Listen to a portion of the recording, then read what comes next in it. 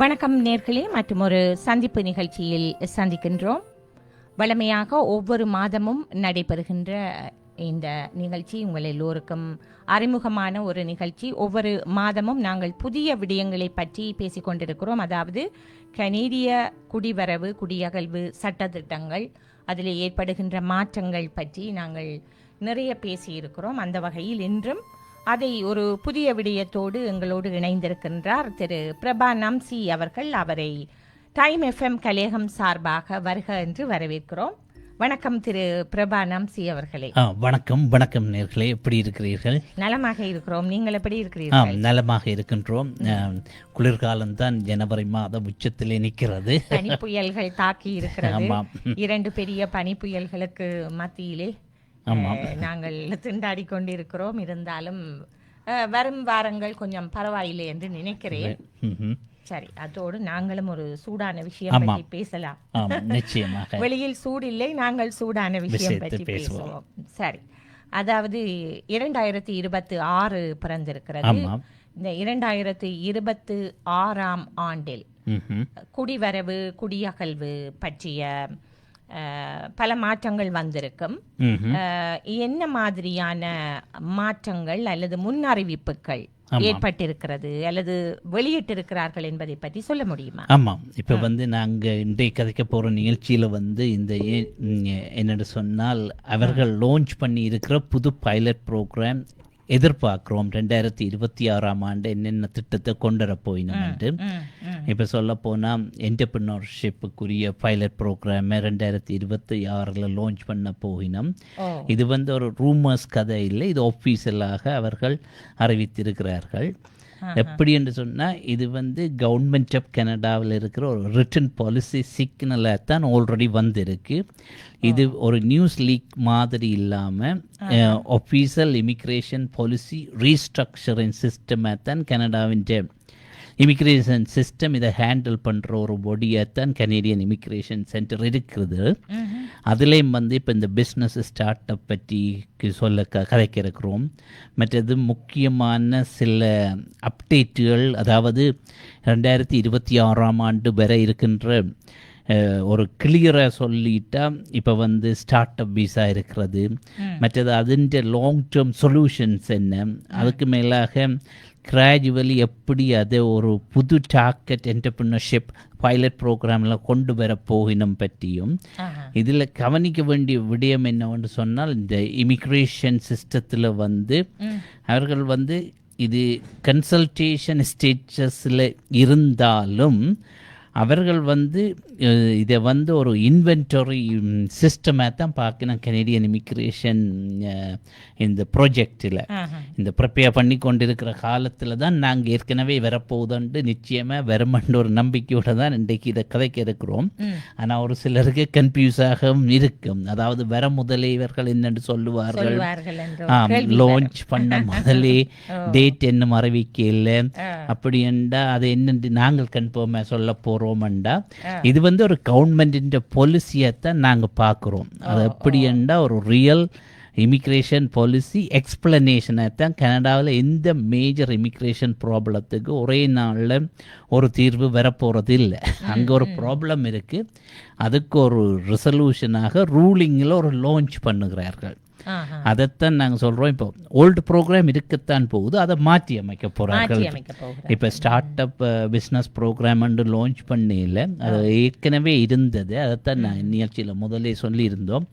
2026ஆம் ஆண்டிட அவர்களோட focus plan என்ன, அவை இப்போ உதாரணத்துக்கு எனக்கு பேக்லாக்ல இருக்கும், அதை எப்படி ஹேண்டில் பண்ண போயினோம். அவை ஒரு சிஸ்டத்தை க்ளீன் அப் சிஸ்டமாக பார்க்கணும். இப்போ பாலிசி டிரெக்ஷனை அனௌன்ஸ் பண்ணுற மட்டும் இல்லாமல் அது ஒரு புறம் இருக்கு, நியூ ப்ராஜெக்ட் லான்ச் பண்ணி அந்த பழைய சிஸ்டத்திலிருந்து மாறி ஒரு மானிட்டரிங் ஃப்ரேம்வொர்க்குக்கு வரும். சில மாற்றங்களை செய்ய போறார்கள். அதுலேயும் ஸ்டார்ட் அப் விசா ப்ரோக்ராம் ஒன்றை க்ளோஸ் பண்ணி புது டிசிஷனை கொண்டு வர போய் நம்ம எப்படின்னு சொன்னால் அது ஒரு ரீப்ளேஸ்மெண்ட் பாத்வேயை பார்க்கலாம். ஒரு கதவை மூடி இன்னொரு கதவை திறக்கிறார்கள் ஒரு வித்தியாசமான முறையில். ஆனால் சில அடிப்படை ஸ்ட்ரக்சர் சேமாக தான் இருக்கும். இப்போ வந்து என்னென்னா நியூ டார்கெட் வந்து என்டர்பிரினோரியல் ஸ்பிரிட்டில் உள்ள ஒரு பைலட் ப்ரோக்ராமை இமிக்ரேஷன் சொல்லுதுன்னு சொன்னால் அதை டார்கெட் பண்ணி அடையிறதுக்கு இன்னொரு பவர்ஃபுல்லான சிஸ்டம் அவர்கள்ட்ட இருக்குது. எல்லாத்தையும் ஒரு இது இருந்தாலும் ஒரு ஓப்பன் பாத்வே இருந்தாலும் அதை மாற்றி கொண்டு போகிறது தான் அவையோட சிஸ்டம். இப்போ எல்லாரும் பிஆரை மட்டும்தான் பார்த்து கொண்டு இருப்பார்கள், பிஆர் கிடைக்க வேண்டுமென்று. என்டர்பிரினர்ஷிப்லேயும் சில சேஞ்சஸ் வந்து கவர்மெண்டோட சிஸ்டத்தில் வரத்தான் இருக்கிறது. அப்போ நாங்கள் வந்து என்டர்பிரினர்ஷிப் வீசா வந்து ஸ்டார்ட் பண்ணினான்னு சொல்லல, அதில் ஒரு கரெக்ஷன் வரப்போகுதுன்னு தான் நாங்கள் சொல்கிறோம். இப்போ ஸ்டார்ட் அப் வந்து கன்ஃபார்மாக இருந்தாலும் அவர்கள் கொண்டு வர போகிற மாற்றம் வந்து ஒரு பாலிசி கன்ஃபார்மாக 2026 லான்ச் பண்ண இருக்கிறாங்க. அந்த கவர்மெண்ட் டைம் லைனில் அது இருக்கிறது மாற்றம் என்னன்னு சொல்லி. இப்போ இதுவுமே வந்து என்னென்னு சொன்னால் கவர்மெண்ட் லெவல் பாலிசி டிசிஷன் வந்து சிம்பிளாக ஒரு லைனில் சம்மரைஸ் பண்ணே இல்லாது. அதைத்தான் சொல்ல போகிறோம். இப்போ கனேடியன் கவர்மெண்ட் வந்து என்டர்பிரினர்ஸை ரிஜெக்ட் பண்ணி அதில் வந்து ஒரு ஸ்ட்ரக்சர்ட் பண்ணப்பட்ட சிஸ்டமாக கொண்டு வர போகிறார்கள். அதுதான் இந்த ப்ராப்ளத்துக்குரிய சொல்யூஷன் இருக்கும். அதுதான் சரி. அப்ப அந்த மாதிரியான தீர்வுகள் வந்து இங்கே கனடாவிலே கனடாவுக்கு வர இருக்கின்ற குடிவரவாளர்களுக்கு எந்த விதத்தில் நன்மை தீமை? இப்போ வந்து பிஸ்னஸ் லைனில் இருக்கிறவர்களுக்கு பிஸ்னஸ் வீசாவில் இருக்கிற அதாவது பிஸ்னஸ் மைக்ரேஷன் சிஸ்டத்தில் இருக்கிறவர்களுக்கு தான் இந்த மாற்றம் வர இருக்கிறது. ஆமாம், அதுதான். இப்போ வந்து நீங்கள் கேட்ட மாதிரி என்ன திட்டம்ண்டா இப்போ ஸ்டார்ட் அப் வீசா ப்ரோக்ராம் இருக்குது தானே கனடாவில் கனகாலமே பாப்புலராக இருந்தது. அது அப்படி இருக்கு. ஏன் இந்த கனேடிய அரசு அதை க்ளோஸ் பண்ணி எந்த கதவை திறக்க போகிறது? அதே லைனில் வித்தியாசமே. இப்போ டிசிஷன் வந்து கனேடியன் அரசு வந்து அதாவது இமிக்ரேஷன் பாலிசி ஃப்ரேம்வொர்க்கில் சடனாக எடுக்க மாட்டார்கள். பல வருடங்களாக இருந்த இந்த ஸ்டார்ட் அப் வீசா ப்ரோக்ராமை எப்படி ஆப்ரேட் பண்ணி அதிலிருந்து ஒரு கிரவுண்ட் லெவலை உருவாக்கி எப்படி ஒரு அவுட்கம்மை கனேடியன் எக்கனாமிக்கு ஏற்ற மாதிரி பெனிஃபிட் கிடைக்க வேணும். நீங்கள் வருபவர்களுக்கு பெனிஃபிட்டை கேட்டீர்கள். அவர்கள் கனேடியன் கவர்மெண்ட்டின் டேட்டா பேஸில் வந்து கனேடியன் எக்கனாமிக்கு இப்படி வருபவர்களால் என்ன பெனிஃபிட் இருக்க போகிறன்றதான் அவைகளோட அப்சர்வேஷன். வருபவர்கள் தங்களை தங்களை பற்றி யோசிப்பார்கள். அரசு வந்து தன்னை பற்றி யோசிக்க கனேடியன் எக்கனாமிக்கு எப்படி இவர்களால் கண்ட்ரிபியூட் பண்ண இயலும் ஒரு இண்டிவிஜுவல் இமிக்ரண்ட்டை. இப்போ வந்து ஹைலைட் என்னன்னு சொன்னால் இந்த ஸ்டார்ட் அப் வீசா இதில் வந்து நிறைய அப்ளிகேஷன் வந்து எல்லாத்த மைண்ட் செட்டும் வந்து ரோங்காக தான் இருக்குது. பிஸ்னஸை பில்ட் பண்ணுறது இல்லை ப்ரைமரி கோல் என்னன்னு சொன்னால் பிஆர் ஃபர்ஸ்ட் பிஸ்னஸ் லேட்டர்ன்ற மாதிரி. இப்போ இதுதான் பிஸ்னஸ் என்ற அப்ரோச் தான் இதில் அதிகம். எல்லாரும் இப்போ இந்த பிஸ்னஸ் ஆக்டிவிட்டி வீக்காக இருக்குது, ஸ்லோவாக இருக்கே இந்த நாடு, இதை ஸ்டாப் பண்ண போயினோம். இரண்டாவது வந்து இந்த ஸ்டார்ட் அப் வந்து பேப்பரில் மட்டும் இருக்க போவது இல்லை. அதாவது ஸ்டார்ட் அப் பிஸ்னஸ் வீசா இந்த பிசினஸ் சம்பந்தப்பட்ட வீசாவை கனடா வேணாம் என்று சொல்லும் என்று நினைக்கிறீங்களா? அப்படி இல்லை இல்லை, அவர்கள் வந்து ஒருபோதும் ரிஜெக்ட் பண்ண போவது இல்லை.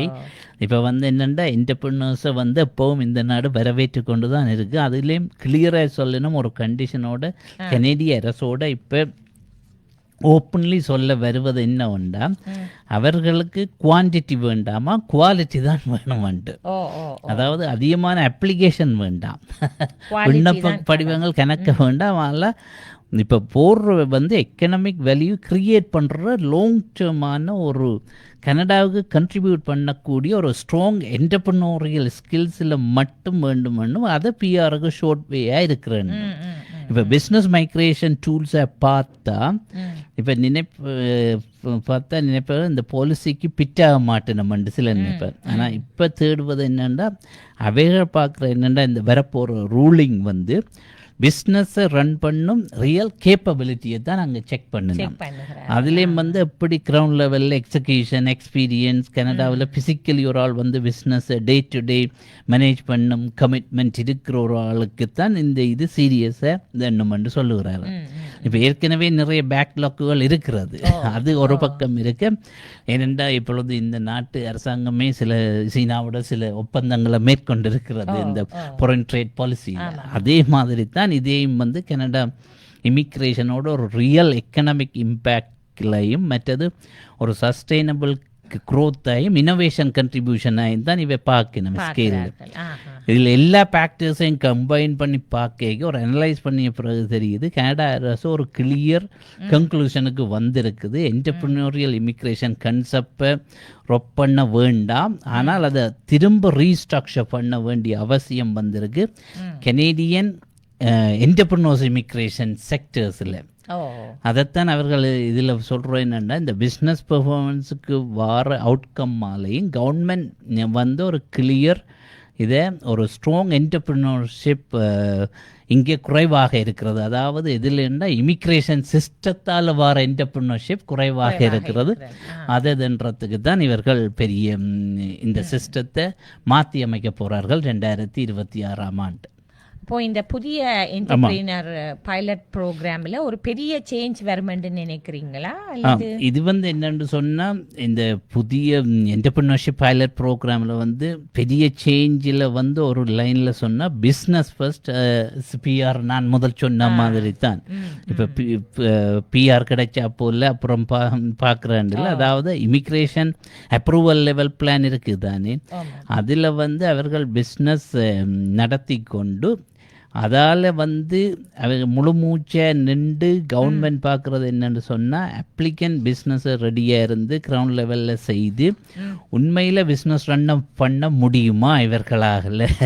கனடாவுக்கு பிசிக்கலாக வந்து செட்டில் ஆகுறது பிஸ்னஸில் டைரெக்டாக இல்லாட்டியும் அந்த டே டு டே ஆப்ரேட்டிங் இதுகளில் வந்து அவர்கள் செட்டில் ஆகுவார்களா என்றதான் நான் இதில் பார்க்குறது. இப்போ பிஸ்னஸ் பெர்ஃபார்மன்ஸுக்கு பிறகு வந்து அவையோட பிஸ்னஸ் ப்ரீ கண்டிஷன் என்ன, மற்றது தெளிவாக சொல்கிறேன்னு சொன்னால் என்டர்பிரினியோரியல் இமிக்ரேஷன் சிஸ்டம் தான் இதில் இருக்கிறது. அதைத்தான் அவர்கள் சொல்லுறாரு. இப்போ வந்து என்னென்னு சொன்னால், மிக முக்கியமான ஷிஃப்ட் வந்து என்னவென்று சொன்னால், பிஸ்னஸ் ஆக்டிவிட்டி வீக்காக இருக்குது அல்லது ஒருவர் வந்து அதை செய்ய இல்லாமல் போனால் அவருக்கு எப்படி இந்த பிஆரை ப்ராக்டிக்கலை அப்ளை பண்ணுறது போன்றதான் அவைகளின் அந்த ரீஸ்ட்ரக்சரிங் பிளானில் இருக்கிற இது. அப்படி சரி. அப்படி என்றால் இந்த ப்ரோக்ராம் யாருக்காக டிசைன் பண்ணப்பட்டிருக்கு? நல்ல கேள்வி. எப்படியான அப்ளிகேஷன் செய்பவர்களுக்குன்னு சொன்னால், ஆல்ரெடி பிஸ்னஸ் நடத்தி கொண்டிருக்கிறவர்களுக்கும் அல்லது ஒரு கம்பெனி டைரக்டராக நாட்டுக்கு வெளியில் இருப்பவர்களும் அல்லது ஒரு வியாபாரத்தை ஸ்டார்ட் அப் செக்டர்ஸில் தொடங்க போகிறவன் அல்ல மேனேஜரியல் எக்ஸ்பீரியன்ஸ் இருக்கிறவ, டிசிஷன் மேக் பண்ணக்கூடியவ அல்ல அந்த பவர் ஆஃப் அத்தாரிட்டியில் இருப்பவர்கள், கனடாவில் பிசிக்கலி மூவ் பண்ணி ஒரு பிஸ்னஸ் ரன் பண்ண தயாராக இருப்பவர்களுக்கு தான் இது ஒரு ஷார்ட்கட் பாத்வேயாக இருக்கிறது. இப்போ இதில் வந்து பேசிவ் இன்வெஸ்டர்ஸ் இருக்கலாம், மற்ற சிலர் ஐடியாக்களை மட்டும் வைத்து கொண்டிருப்பார்கள். அது கனடா பிஸ்னஸில் மேனேஜ் பண்ண நினைக்க அவர்களுக்கு ஒரு திட்டமிடவோ அதென்னவோ அந்த பிஸ்னஸுடைய கோல், அதாவது நடத்துவதற்கு பிரச்சனையாக இருக்கும். அதுகளைத்தான் அவர்கள் ஆழமாக பார்க்குறாங்க. ஒருவர் கனடாவில் வெளியிலிருந்து நல்ல வடிவாக ஒரு வியாபாரத்தை செய்தால் அதனுடைய ஒரு பிரான்ச்சை இங்கே ஓப்பன் பண்ணுவது பார்க்கலாம். அதுதான் அப்படி நிறைய அவர்களுடைய தகுதிக்கு ஏற்ற மாதிரி இருக்கு. சரி, 2026 லான்ச் இடம்பெற போகிறது. ஆமாம். இதிலே வந்து அப்ளிகன்ஸ் என்ன செய்ய வேண்டும் அவர்கள்? இப்போ இந்த பிஸ்னஸ் வெஞ்சர்ஸ் பைலட் ப்ரோக்ராம் வந்து உடனே ஓப்பன் பண்ண மாட்டார்கள். லிமிட்டடாக தான் சில அப்ளிகேஷன் எடுக்க போகிறார்கள். ஆனால் அதையும் குயிக்காக க்ளோஸ் பண்ணி விடுவார்கள். ஏனென்றால் அவர்கள் ஒவ்வொரு இதையும் பைலட் ப்ரோக்ராமை லான்ச் பண்ணிக்க ஒரு கோட்டா வச்சிருப்பார்கள். அந்த கோட்டாவை மீட் பண்ணி விட்டுதுன்னு சொன்னால் நிப்பாட்டி விடுவார்கள். இப்போ போர்ட்டலே அவர்கள் அப்ளிகேஷனை போட சொல்லி போட்டு எல்லா டாக்குமெண்ட்ஸையும் கலெக்ட் பண்ணிட்டு சொல்லுவார்கள், உங்களோட அப்ளிகேஷன் பெற்றிருக்கிறோம்ட்டு.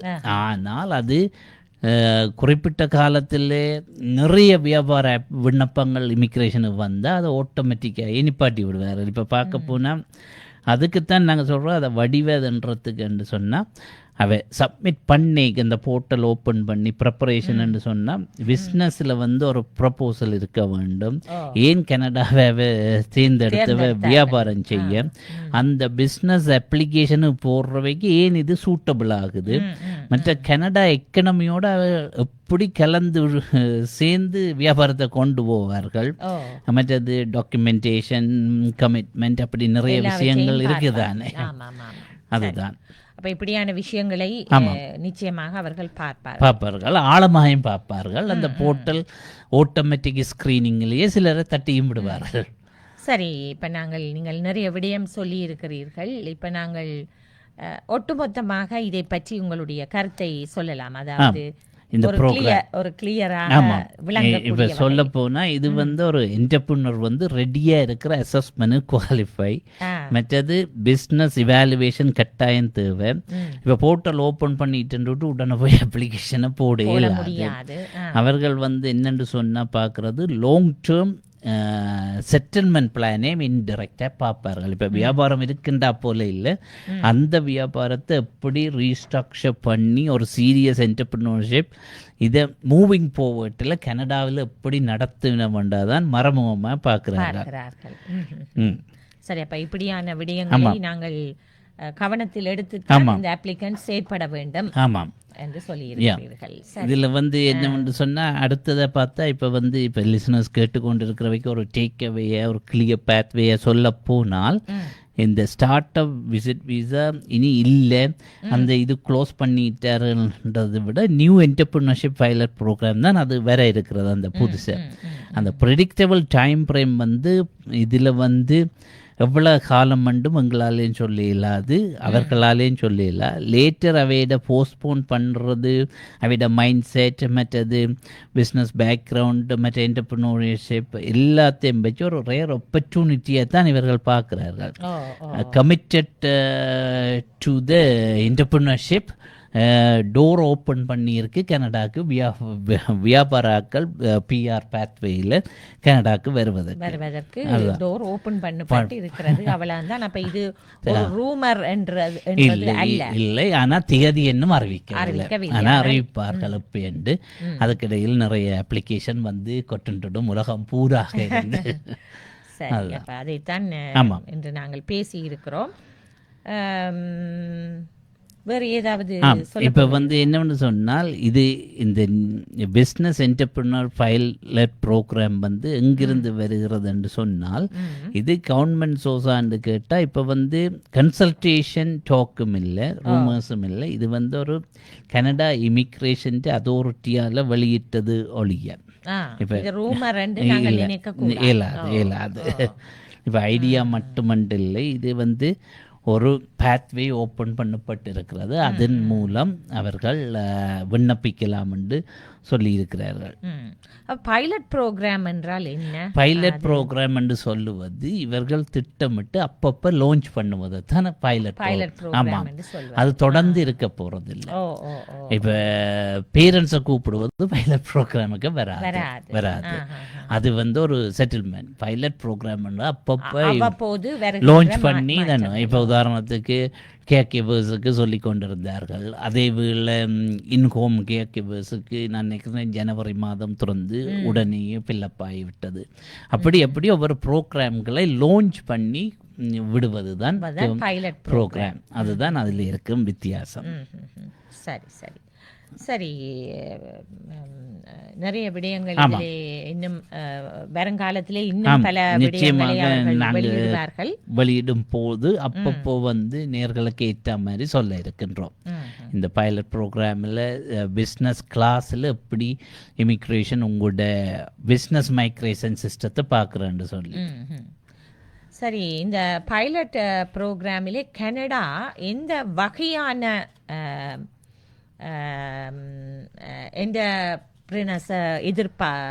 டார்கெட் பண்ணது? இப்போ வந்து இண்டஸ்ட்ரி வைஸ்ன்னு பார்க்க அவர்கள் வந்து ஸ்ட்ரிக்டாக சொல்ல போனால் ஒவ்வொரு விதத்தில் பார்க்க ஹெல்த் கேரில் கட்டாயம் அது. ஆமாம், இப்போ ஆல்ரெடி அனலைஸ் பண்ணி பார்த்தா ஹெல்த் கேர், மற்றது இது ஸ்கில்ஸ் லேபர், அதாவது இந்த நாட்டில் எக்கனாமிக்கு எது கூட வருவாயை கொடுக்குது அந்த லைனை தான் கூடுதலாக பார்க்கிறார்கள். மற்றது நிறைய தேவைகள் நிச்சயமாக அதுதான் இப்போ ஸ்கில்ஸ் ஒர்க்கர் போன்ற துறைகள் தான் கூடுதலாக பார்க்குறார்கள். அது அந்த பைலட் ப்ரோக்ராமிலேயே அனௌன்ஸ் பண்ணிக்க சொல்லுவார்கள் எந்த துறைக்கு தாங்கள் கூடுதலான இதை அவர்கள் பார்க்கிறார்கள் என்று. சரி, அப்ப நீங்கள் அந்த 2 துறைகள் மிக முக்கியமாக இவர்களுடைய மதிப்பீட்டில் இருக்கிற துறை என்று நான் சொல்லுவேன். இப்போ அவர்கள் அறிவிக்கும் போது கூடுதலாக எந்தெந்த துறையை கூடுதலாக டெக்னாலஜி சம்பந்தப்பட்டதில் ஆர்டிஃபிஷியல் இன்டெலிஜென்ஸ் மற்றது சயின்ஸ் அண்ட் டெக்னாலஜியில் கூடுதலாக பார்ப்பார்கள். மெக்கானிக்கல் இன்ஜினியரிங், எலக்ட்ரிக்கல், அப்படி அடுக்கி கொண்டே போகலாம் துறை சார்ந்து. மற்றது செக்டர் பேஸ்லையும் ஏரியா பேஸஸ்லையும் டார்கெட் பண்ணி செய்வார்கள். அப்படி செய்வார்கள். சரி, அப்போ இன்னும் நிறைய அப்டேட்டட் வர இருக்கிறது. வந்தவுடன் ஆழமாக டீட்டெயிலாக நாங்கள் அடுத்து வர நிகழ்ச்சிகள் சொல்ல இருக்கின்றோம். மற்ற ஃபேமிலி விசிட்லேயும் சில சேஞ்சஸ் வந்திருக்கின்றது. மற்றது FIFA வேர்ல்டு கப்புக்கு ப்ரிப்பேர் பண்ணுவவர்களுக்கு சில மாற்றங்கள் அறிவித்திருக்கிறார்கள். அது சம்பந்தமாக அடுத்த நிகழ்ச்சியில் கூடுதலாக பேச இருக்கின்றோம். சரி, நல்லது. நாங்கள் இன்று பேசிய விடயம் நீங்க சொன்னது போல ரூமர் என்று நினைக்காதீர்கள். அது நிச்சயமாக லான்ச்சுக்கு வருகின்ற பொழுது இன்னும் நிறைய பேசிக்கொள்ளலாம். நன்றி திரு பிரபா நம்சி அவர்களே. நிறைய விடயங்களை இன்று பகிர்ந்திருக்கிறோம். ஒரு புதிய விடயத்தை பற்றி ஒரு பிரீஃபாக ஆரம்பமாகத்தான் பகிர்ந்திருக்கிறோம். ஆழமாக அடுத்து வரும் நிகழ்ச்சியில் பெற இருக்கின்றோம். ஆழமாக அடுத்து வரும் நிகழ்ச்சியில் பார்த்துக் கொள்ளலாம். நன்றி. நாங்கள் மீண்டும் சந்திப்போம். நன்றி.